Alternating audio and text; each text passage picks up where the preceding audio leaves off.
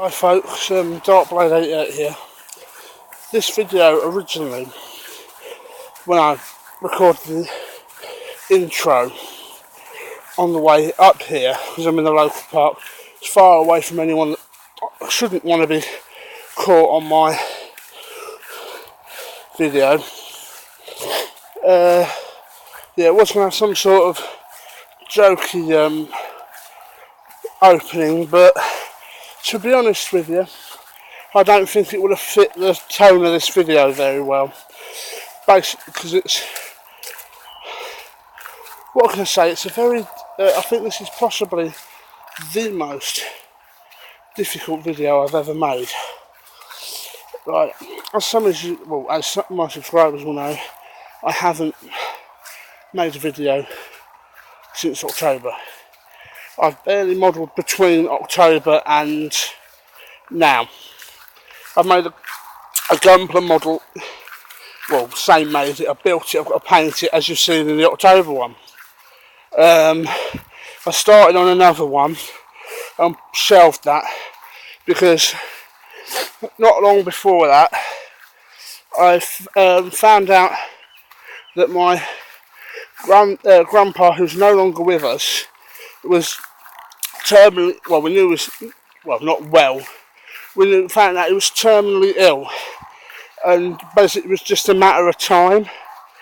And basically, yeah, that's why it's going to be a very difficult video for me to make.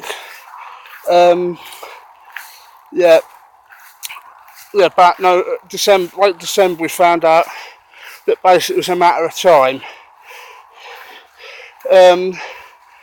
He decided that he was, let's just say, this goes to show the kind of individual my grandpa was, bearing in mind he lived through the Second World War, so he'd seen a lot of death and destruction in his early years. When he found out that he was dying, he used to make jokes about it, purely because obviously living through the Second World War, not first, he used to regale me of stories. Well, regale me throughout my life with stories. Well, throughout his life, sorry. Regale me with stories about living through the Second World War. And one that sticks with me forever is him telling me what it was like hiding in a bomb shelter while the V1s were flying over it. He said to me, because obviously they're pulse jet engines, he said you'd hear that put, put, put, put, put. And then as soon as the put, put, put stopped, it was a case of, he said, it's a case of, right, bugger, is it me next?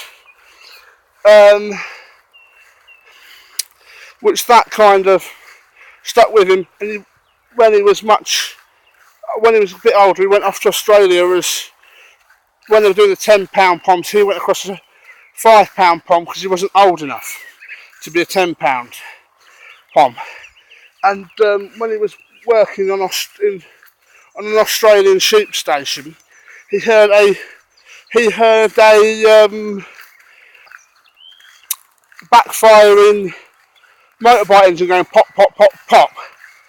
So next thing he knows, he's hit the deck, and not long after that, someone's gone, "Why are you laying on the deck? It was just a backfiring motorcycle." And of course, he was none too pleased about that. But yeah,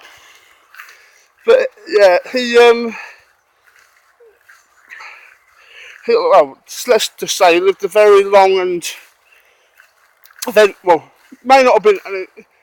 It was a long life. It was a long life. Excuse the humming, I'm trying to do him justice here. It was a long life, and he did a lot. When he came back from Mars, he worked for de Havilland for a while. He worked on the Blue Street ICBM. He worked on things like the Fire Streak and Red Top. He worked on two of the prototypes for the Harrier jump jet when it was still de Havilland's sort of project. Yeah, but basically I've not touched the model since.